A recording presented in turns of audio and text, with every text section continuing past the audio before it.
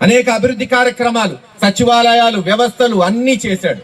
వాస్తవమే ఓడిపోయాం. ఇందాక చాలా మంది అంటుంటారు ఇప్పటికి సంవత్సరం అయింది. చాలా మంది నా దగ్గరికి వచ్చి ఏమంటారంటే, ఏందన్నా ఇన్ని పనులు చేశారు, ఇన్ని డబ్బులు ఇచ్చాం, ఇంత సంక్షేమం చేశాం, ఇంటింటికి డబ్బులు పంపించాం, లేదు వాలంటీర్ వ్యవస్థ తీసుకొచ్చి ఎవరు మండలాలు పోకుండా గ్రామాల్లో చేశాం, స్కూళ్లు బాగు చేశాం, హాస్పిటల్ ఇచ్చాం, జాతీయ రహదారులు చేశాం, వరికిపుడు సాలికి శాంక్షన్ ఇప్పించాం, అసలు చెయ్యంది ఏంటి? ఇన్ని కుటుంబానికి దాదాపు 1,00,000 రూపాయలు 2 లక్షలు వచ్చేటట్టు చేశాడు, అయినా ఓడిపోయామే అంటారు. ఇదో బాధ మాకు. డబ్బులు పెట్టి అప్పులు పాలే ఓడిపోయి మళ్ళీ మనోళ్ళు వచ్చి ఎందుకు ఓడిపోయాం అంటుంటారు.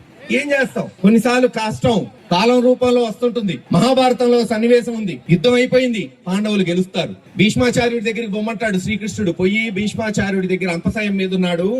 నీతి నేర్చుకో ధర్మరాజు, అటువంటి మహానుభావుడు పోతే చెప్పేవాడు లేడయా నీతి అంటాడు. ధర్మరాజు పోతాడు. పోయిన వెంటనే భీష్మాచార్యుడు, అబ్బాయి ఏం గెలిచారా, ఇంకా రాజ్యం అంతా మీదే కదా నల్లా.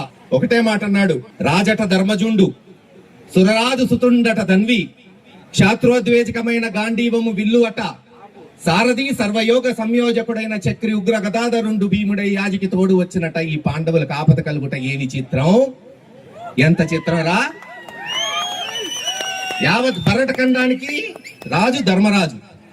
ఏముందిలే ధర్మరాజు పాపం ధర్మరెరిగినవాడు, యుద్ధంలో కొట్టేద్దామంటే పక్కన ఎవడుంటాడు? గాంధీవము ధరించిన అర్జునుడు.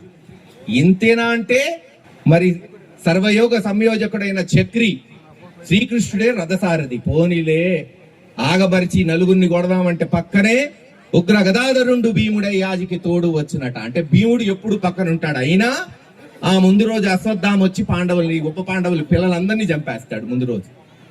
మరి ఇంత బలపరాక్రమాల పిల్లలే చనిపోతే మరి ఇన్ని పనులు చేసిన జగన్మోహన్ రెడ్డి గారు, వైఎస్ఆర్సీపీ పార్టీ ఓడిపోవటం ఒక వింత. కష్టం కాలం రూపంలో వస్తుంటుంది. కష్టం కాలం ఇతరతిక్రమ అన్నారు.